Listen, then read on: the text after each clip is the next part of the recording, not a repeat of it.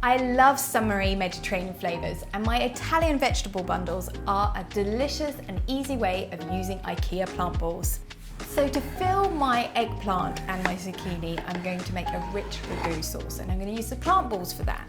To make the sauce, you need a few veg, a little bit of olive oil. So you want to use plant balls which are already defrosted because we're going to grate them. I'm kind of like using the plant ball as a sort of mince. And then to that, I'm going to add a tin of tomatoes.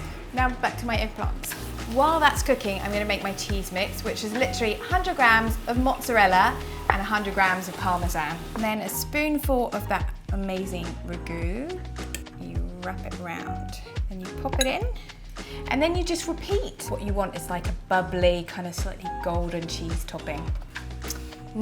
It's smelling like an Italian summer with that basil. Oh wow.